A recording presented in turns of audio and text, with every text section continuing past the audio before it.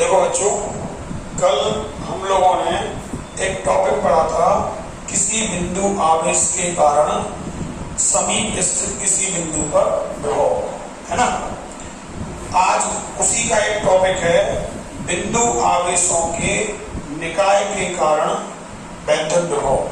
क्या है आज का टॉपिक?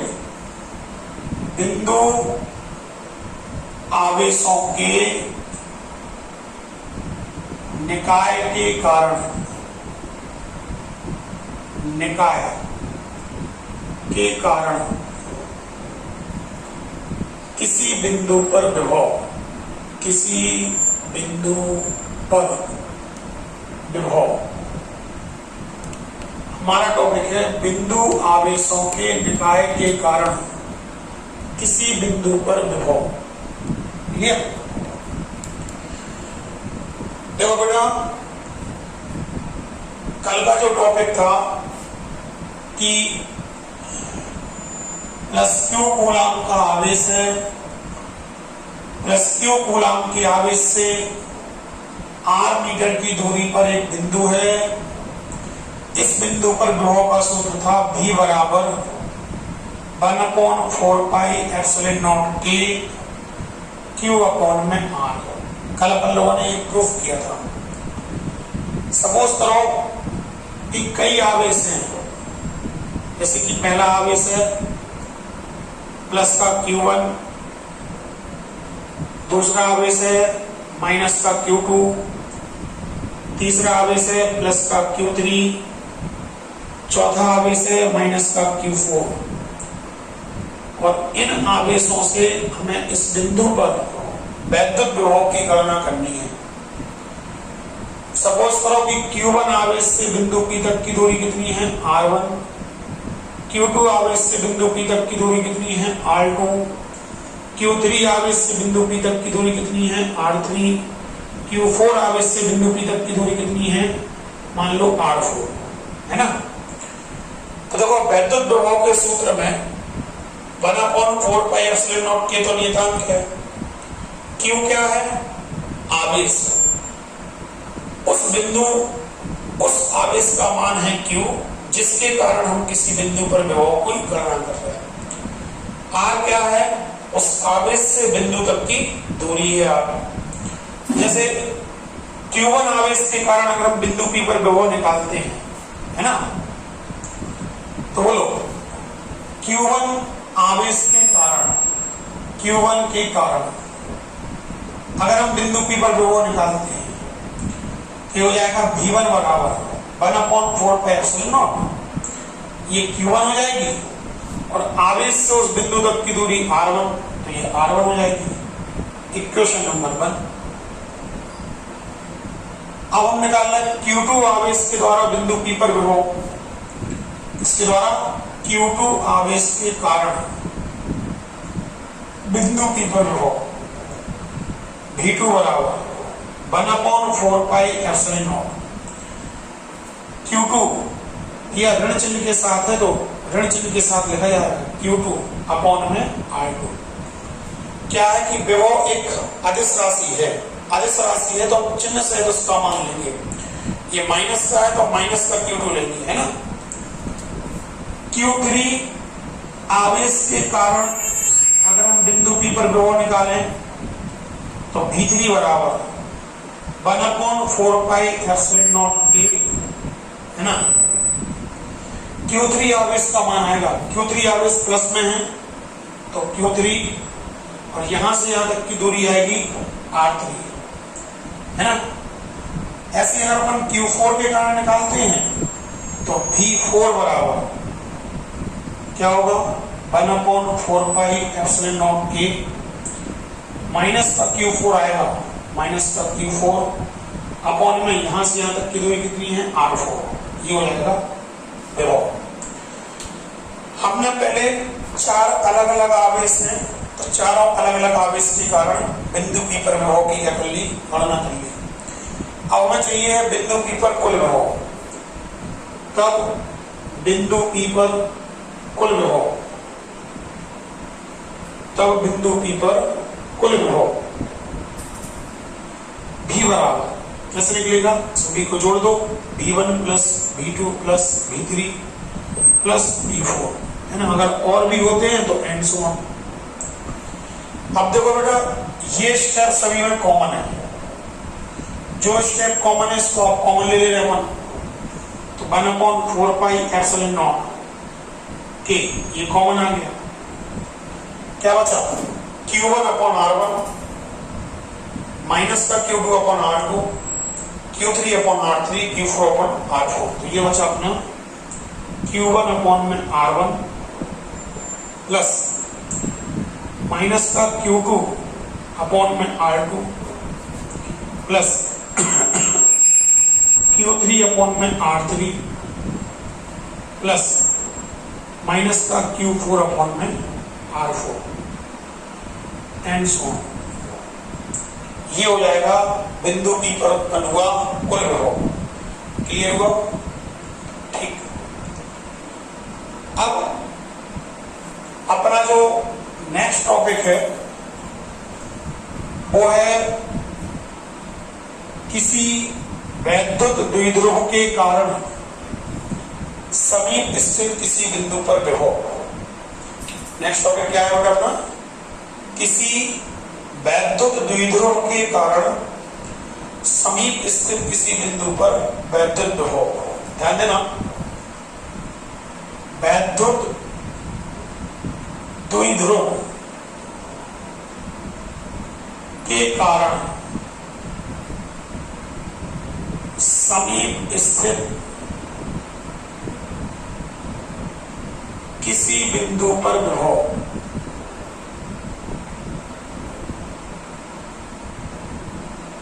ये है अपना टॉपिक, वैद्युत द्विध्रुव के कारण समीप स्थित किसी बिंदु पर विभव। इसको बेटा दो स्थितियों में निकालते हैं। पहला अक्षीय स्थिति में और दूसरा निरक्षीय स्थिति में, है ना। तो अपन लोग पहले पढ़ रहे हैं अक्षीय स्थिति में।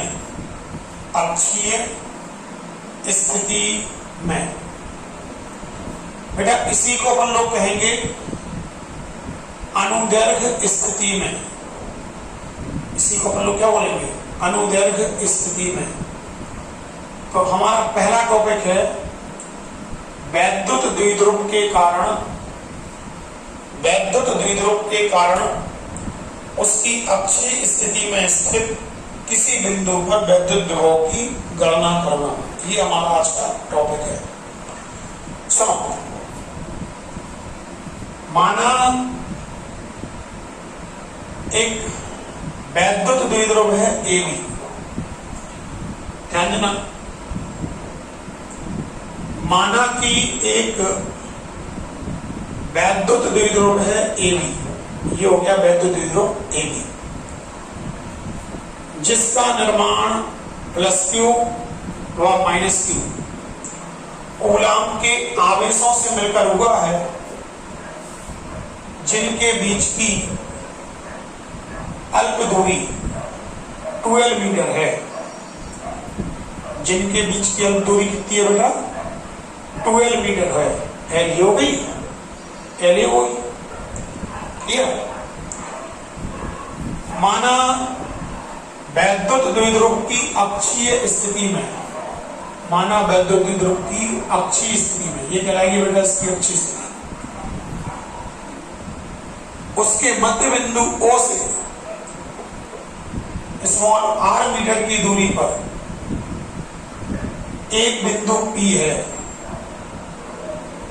माना वैद्युत द्विध्रुव की अक्षीय स्थिति में उसके मध्य बिंदु O से स्मॉल r मीटर की दूरी पर एक बिंदु P है, जिस पर हमें उत्पन्न हुए वैद्युत विभव की क्या करनी है?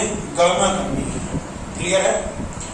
एक बार फिर से देखो, माना कि एक वैद्युत द्विध्रुव AB जिसका निर्माण +Q व -Q कूलाम के आवेशों से मिलकर हुआ है, के बीच की अल्प दूरी 12 मीटर है।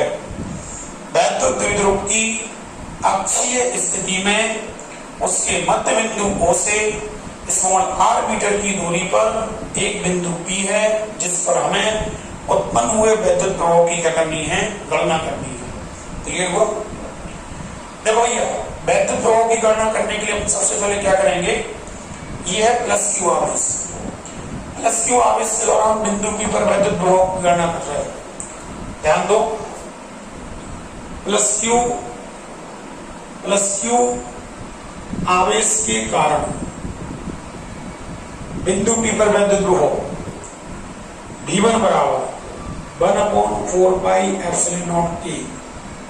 ये तो जो बताऊं, अब इस वाले आवेश का मान आएगा तो क्यों, और इस वाले आवेश से यहां तक की आएगी दूरी, ये दूरी चाहिए हमें। ये दूरी बेटा यहां से r है, तो यहां से बनी l को माइनस कर दो, तो दूरी कितनी आएगी, ये r माइनस में l। समीकरण नंबर 1 ये हो गया प्लस क्यू आवेश के कारण बिंदु P पर उत्पन्न हुआ वैद्युत प्रवाह। इसी प्रकार हम माइनस क्यू आवेश के द्वारा बिंदु P पर उत्पन्न हुआ क्या निकालेंगे, वैद्युत प्रवाह निकालेंगे।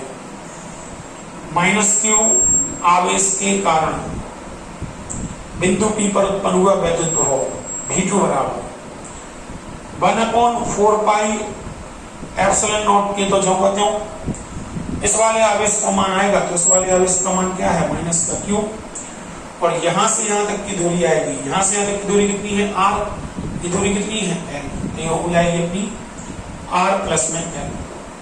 समीकरण नंबर 2। बोलो क्लियर है? तो सबसे पहले हमने प्लस क्यू आवेश के द्वारा बिंदु P पर उत्पन्न हुआ वैद्युत प्रवाह निकाल लिया, फिर हमने माइनस क्यू आवेश के द्वारा बिंदु P पर उत्पन्न हुआ वैद्युत प्रवाह निकाल लिया। तब हमें निकालना है बिंदु P पर उत्पन्न हुआ कुल प्रवाह। तब बिंदु P पर उत्पन्न हुआ कुल प्रवाह, तब बिंदु P पर उत्पन्न हुआ कुल प्रवाह V बराबर V1 प्लस V2। V बराबर V1 का मान बोलो 1/4πε0K Q अपॉन में R minus L plus 1/4πε0K Q upon में R प्लस L। बोलो क्लियर है? ये हो गया प्लस क्यू आवेश, मतलब बिंदु P पर उत्पन्न हुआ कुल प्रवाह। इसमें से अगर अपन ध्यान से देखें, V बराबर कॉमन क्या आ रहा, 1/4πε0K, ये कॉमन है और Q कॉमन है, इसको कॉमन ले लो। तो अपन ने कॉमन ले लिया Q अपॉन में 4πε0K, इसको अपन ने कॉमन ले लिया। अब यहां क्या बच रहा, 1 अपॉन में R माइनस L प्लस एक मिस्टेक हो गई, ये चिन्ह माइनस का था। अगर ये चिन्ह माइनस का था तो यहाँ पे क्या हो जाएगा बेटा, माइनस हो जाएगा, है ना। यहाँ पे भी क्या आएगा, माइनस आएगा। 1 अपॉन में R प्लस में L। बोलो क्लियर है?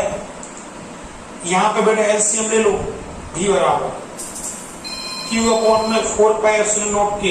जो कहता हूं एलसीएम ले अपन, तो एलसीएम आएगा R माइनस L और R प्लस L, ये एलसीएम आ जाएगा।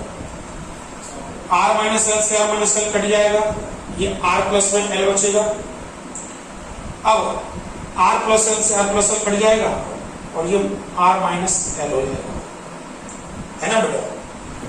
इस माइनस का हम अंदर गुणा कर रहे हैं, ठीक है। B बराबर Q अपॉन 4πε0K जो कहते हैं R प्लस में L, माइनस का अंदर गुणा करेंगे तो माइनस का R प्लस का L हो जाएगा। इसका अंदर गुणा करो तो R स्क्वायर माइनस में L स्क्वायर हो जाएगा, है ना। अब ये प्लस का R, ये माइनस का R, ये कैंसिल।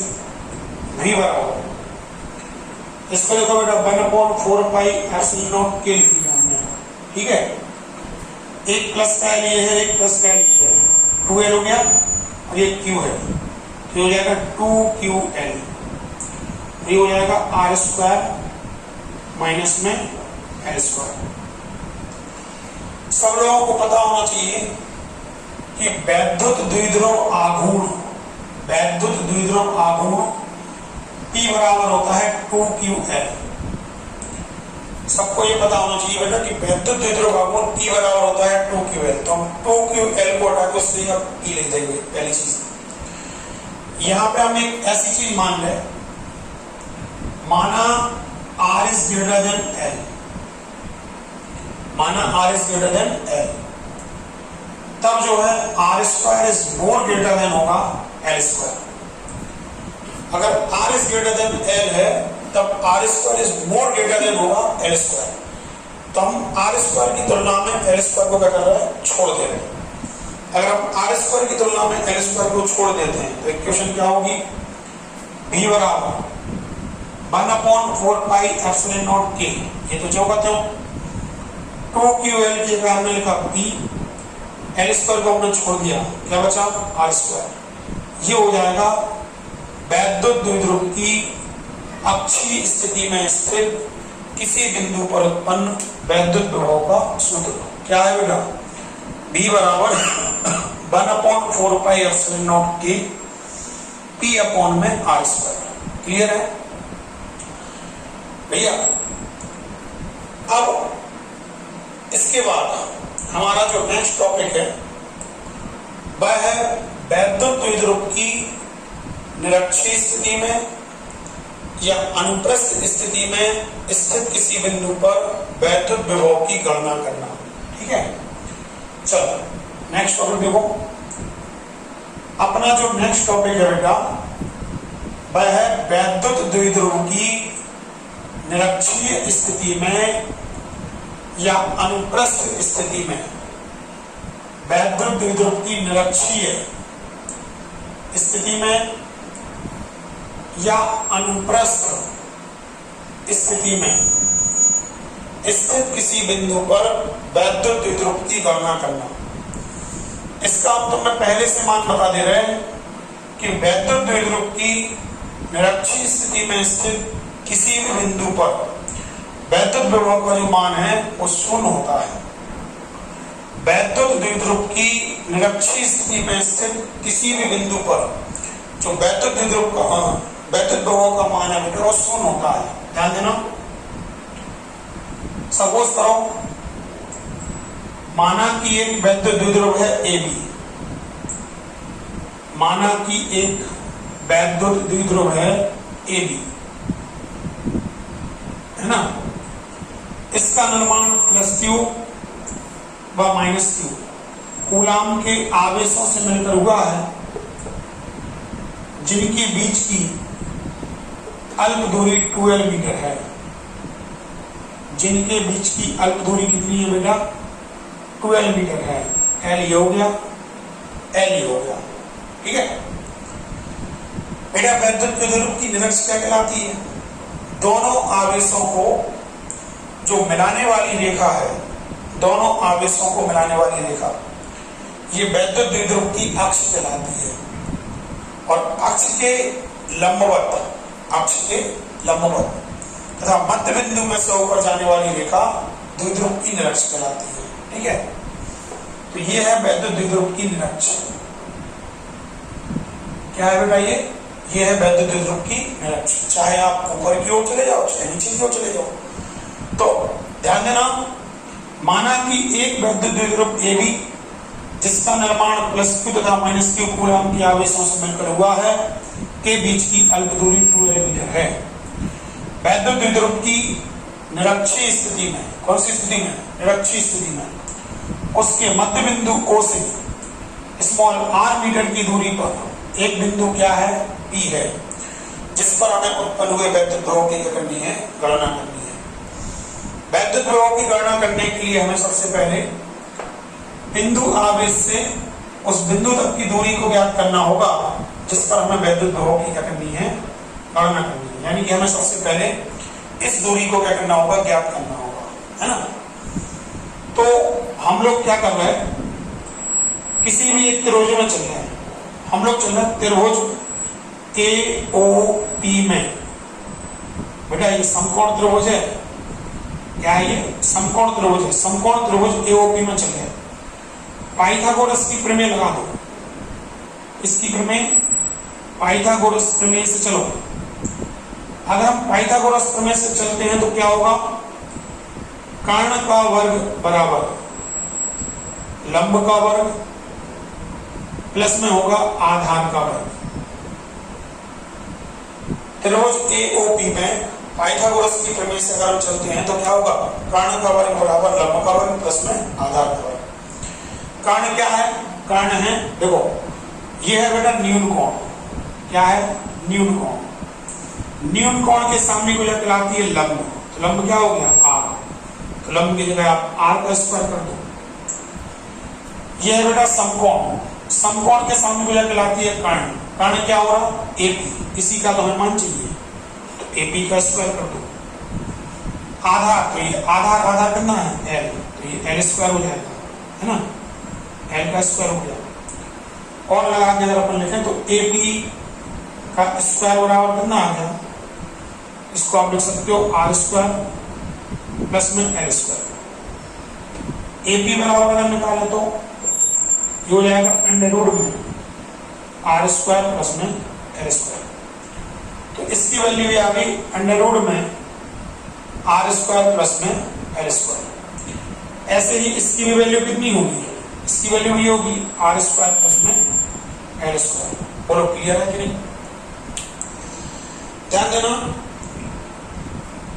सबसे पहले हम प्लस क्यू आवेश के द्वारा बिंदु पी पे विभव निकालेंगे। इसके कारण प्लस क्यू के कारण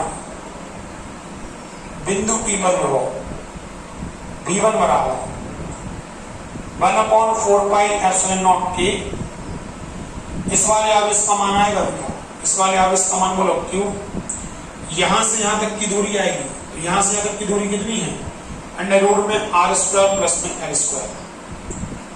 अंडर रूट में आर स्क्वायर प्लस में एल स्क्वायर। ठीक है। इसी प्रकार अब हम निकाल लें माइनस क्यू आवेश के द्वारा बिंदु पी पर विभव। के द्वारा माइनस क्यू आवेश के द्वारा माइनस क्यू आवेश के कारण बिंदु पी पर विभव V2 बराबर 1/4πε0 के माइनस क्यू, और ये आएगा अंडर रूट में आर स्क्वायर प्लस में एल स्क्वायर। और क्लियर है? तो पहले हमने प्लस क्यू के कारण बिंदु पी पर विभव निकाल लिया और हमने माइनस क्यू के कारण बिंदु पी पर विभव निकाल लिया। अब हमें चाहिए तब बिंदु पी पर कुल विभव। तब बिंदु पी पर कुल विभव V बराबर क्या होगा? V1 plus V2। V बराबर भैया V1 का मान बोलो 1/4πε0 के और Q कोण में under root R square plus में एल स्क्वायर।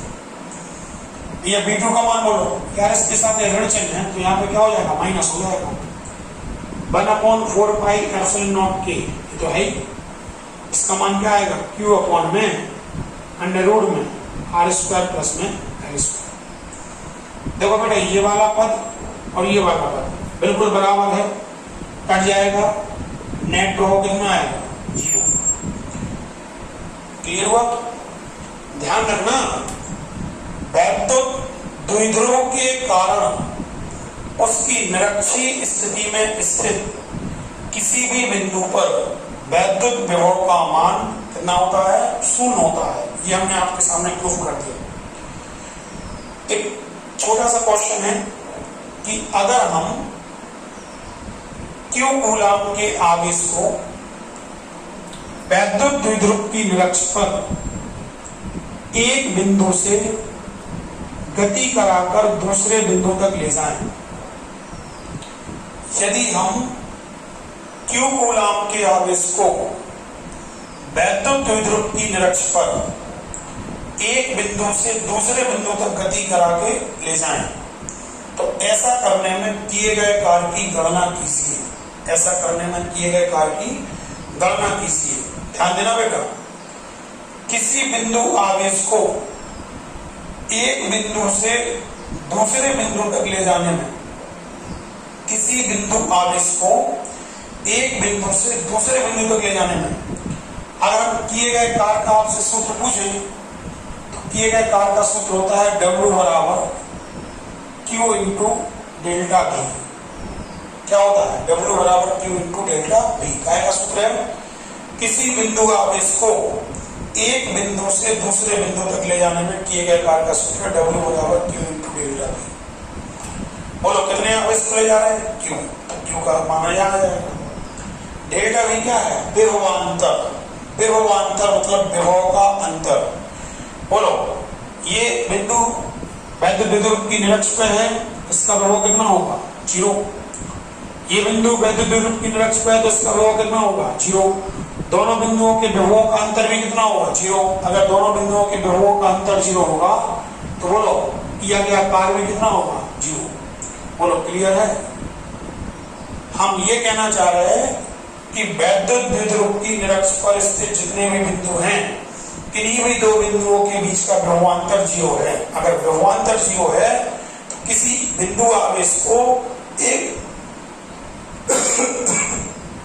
एक बिंदु से दूसरे बिंदु तक ले जाने में किया गया कुल कार्य भी कितना होगा? 0 होगा। किया गया कुल कार्य कितना होगा? 0 होगा। ध्यान रखना। क्लियर है? चलो ठीक। एक क्वेश्चन और हमारे दिमाग में आ रहा है, वो भी आपको पहले बता है। एक छोटा सा क्वेश्चन ये है, सपोज करो कि कोई +Q कूलम का आवेश है ना? एक दूसरा बिंदु आवेश है Q0, ठीक है? Q0 कूलम के आवेश को हम +Q आवेश के चारों ओर r मीटर त्रिज्या के पथ पे गति करा रहे हैं। क्या कहा हमने आपसे? हमने आपसे ये कहा कि एक +Q कूलम का बिंदुनुमा आवेश है। अब इस आवेश के चारों ओर हम एक दूसरे आवेश Q0 को r मीटर त्रिज्या के पथ पर क्या करा रहे हैं? गति करा रहे हैं ना? तो एक इस पथ पर अगर हम आवेश को गति कराते हैं तो हम आपसे ये पूछते हैं कि किए गए कार्य की गणना करके बताओ किया गया कार्य कितना होगा। इस आवेश को इस आवेश के चारों ओर r मीटर त्रिज्या के पथ पर गति कराने में किए गए कार्य की गणना करके आप हमें बताओ कितना होगा। अगर हम आपको ये बताएं तो ये ध्यान रखना, Q0 कूलम के आवेश को पूरे वृत्ताकार पथ पर गति कराने में किए गए कार्य का मान 0 होगा। किए गए कार्य का मान कितना होगा? 0 होगा। क्यों भैया 0 क्यों होगा? ध्यान देना हमारी बात पर। देखो जैसे हमारा आवेश वृत्ताकार पथ पर गति कर रहा है, यह है +Q कूलम का आवेश। अगर हम इस पथ के किसी भी बिंदु पे किसी भी बिंदु को चुने, अगर हम इस पथ के किसी भी बिंदु को चुने तो सबसे पहली चीज प्रत्येक बिंदु की आवेश से दूरी कितनी होगी? r। प्रत्येक बिंदु की आवेश से दूरी कितनी होगी? r। अगर हम इन बिंदुओं पर उत्पन्न हुआ वैद्युत विभव निकालें, है ना, Q आवेश के कारण r दूरी पर स्थित किसी बिंदु पर विभव का सूत्र क्या होता है? 1/4 पाई ε0 K Q/r। ये होता है 1/4 पाई ε0 K तो नियतांक है। Q क्या है? Q है इस बिंदु आवेश का मान। तो ये कोई बिंदु सबके लिए आवेश यही है ना? तो Q का मान नियत रहेगा। सभी बिंदुओं की दूरी कैसी है? समान। तो r का मान कैसा रहेगा? नियत। यानी कि हर बिंदु पर वैद्युत विभव V का मान कैसा आएगा? नियत आएगा। हर बिंदु पर वैद्युत विभव V का मान कैसा आएगा? नियत आएगा। अब तुम्हें बताओ अगर हर बिंदु पर वैद्युत विभव V का मान नियत है तो फिर किन्हीं भी दो बिंदुओं के बीच में विभवांतर डेल्टा V का मान कितना होगा? 0। विभवांतर डेल्टा V कितना होगा? 0। हमने पढ़ा है आवेश को एक बिंदु से दूसरे बिंदु तक ले जाने में किए गए कार्य का सूत्र क्या है? W बराबर Q इंटू डेल्टा V। अगर डेल्टा V का मान 0 है तो Q इंटू जीरो बराबर कितना होगा 0। लो ये सिद्ध कर दिया कि अगर हम किसी आवेश को किसी दूसरे आवेश के चारों ओर स्मॉल r मीटर त्रिज्या के वृत्ताकार पथ पर घुमाते हैं तो ऐसा करने में एक पूरा चक्कर लगाने में किया गया कुल कार्य कितना होगा 0 होगा। किया गया कुल कार्य कितना होगा 0। ये आपके सामने है। एक आपको एक चीज और बतानी थी कि हमने वैद्युत द्विध्रुव की अक्षीय स्थिति में वैद्युत ध्रुवों की गणना कर ली, हमने वैद्युत द्विध्रुव की निरक्षीय स्थिति में वैद्युत ध्रुवों की गणना कर ली। सपोज करो कि कोई बिंदु वैद्युत द्विध्रुव की ना तो अक्षीय स्थिति में हो और ना ही निरक्षीय स्थिति में हो। मतलब हमारे कहने का ये है कि जैसे ये हमारा वैद्युत द्विध्रुव है ना, ये हमारा वैद्युत द्विध्रुव है AB, इसका निर्माण +Q और -Q कूलम की आवेश से मिलकर हुआ है। अब हमने कोई बिंदु P यहां मान लिया, ये सपोज करो कि कोई बिंदु P यहां है, ठीक, r दूरी पर, और हमें इस स्थिति में वैद्युत ध्रुव की क्या करनी है, गणना करनी है। देखो अक्षीय स्थिति का सूत्र हमें पता है, निरक्षीय स्थिति का सूत्र पता है, ये तो ना अक्षीय पे है ना निरक्षीय पे है। देखो दोनों आवेशों को मिलाने वाली रेखा ये कहलाती है द्विध्रुव की अक्ष, है ना। ये जो बिंदु है, इस बिंदु को हमने द्विध्रुव के मध्य बिंदु से मिलाया, ये यहाँ पर थीटा डिग्री का कोण बना रहा है। कितने डिग्री का? थीटा। अगर हम आपसे पूछा मैं इस बिंदु पर वैद्युत ध्रुव की गणना करके बताऊं, इसका निगमन जरूरी नहीं है, करने को अपन कर सकते हैं, जरूरी नहीं है, इसलिए मैं इसका आपको डायरेक्ट सूत्र बता रहा है। इसका सूत्र होगा V बराबर 1/4 pi epsilon not A P cos theta upon में R स्क्वायर। क्या होगा? V बराबर होगा बेटा 1/4 pi epsilon not K P cos theta upon में R स्क्वायर। ये वैद्युत द्विध्रुव के कारण उत्पन्न हुए वैद्युत द्विध्रुव का व्यापक सूत्र है। कौन सा सूत्र है? व्यापक। ध्यान देना, 1/4 पाई एप्सिलॉन नॉट के तो नियतांक है। P क्या है? वैद्युत द्विध्रुव का द्विध्रुव आघूर्ण। R क्या है? द्विध्रुव के मध्य बिंदु से उस बिंदु तक की दूरी जिसमें वैद्युत ध्रुव की गणना करनी है। और थीटा क्या है? थीटा है द्विध्रुव की अक्ष, द्विध्रुव की अक्ष, और द्विध्रुव के मध्य बिंदु को उस बिंदु से मिलाने वाली रेखा, द्विध्रुव के मध्य बिंदु को उस बिंदु से मिलाने वाली रेखा, दोनों के बीच का कोण है थीटा। दोनों के बीच का क्या है? कोण है थीटा। बोलो क्लियर है कि नहीं? हो जाएगा। चलो इस सूत्र से हम दोनों सूत्र निकाल सकते हैं, अक्षीय स्थिति का, निरक्षीय स्थिति का। जैसे हम तुम्हें अक्षीय स्थिति का निकाल के बताएं, अगर बिंदु P अक्षीय स्थिति में होता, कहां? अक्षीय स्थिति में, तो वो मिलाने वाली रेखा यही होती। अब इस कंडीशन में बिंदु P को मिलाने वाली रेखा और द्विध्रुव की अक्ष के बीच का कोण कितना होता है? 0 डिग्री। अगर इस स्थिति में थीटा का मान 0 डिग्री होता, तब बोलो cos 0 का मान कितना होता? 1। अगर हम cos 0 का मान 1 लगाएंगे तो सूत्र क्या आएगा? V बराबर 1/4 pi epsilon not A P upon में R स्क्वायर। कौन सी स्थिति में? अक्षीय स्थिति में। अगर हम आपसे बात करें निरक्षीय स्थिति की, कौन सी स्थिति की? निरक्षीय स्थिति की। तो ये निरक्षीय स्थिति में बिंदु P यहां होगा, इस कंडीशन में बोलो। अब द्विध्रुव की अक्ष मिलाने वाली रेखा, दोनों के बीच में कितने का कोण बनेगा? 90 डिग्री का। थीटा बराबर कितना होगा? 90 डिग्री। तब बोलो cos 90 का मान कितना होगा? 0। ये भी निरक्षीय का मान बोलो, भी निरक्षीय। अगर हम इसमें cos 90 का मान 0 रखेंगे तो पूरी वैल्यू कितनी आएगी? 0। तो निरक्षीय स्थिति में स्थित किसी बिंदु पर वैद्युत ध्रुव का मान कितना होगा? 0 होगा। चलो क्लियर है? हो जाएगा? क्लियर है आपको ये टॉपिक?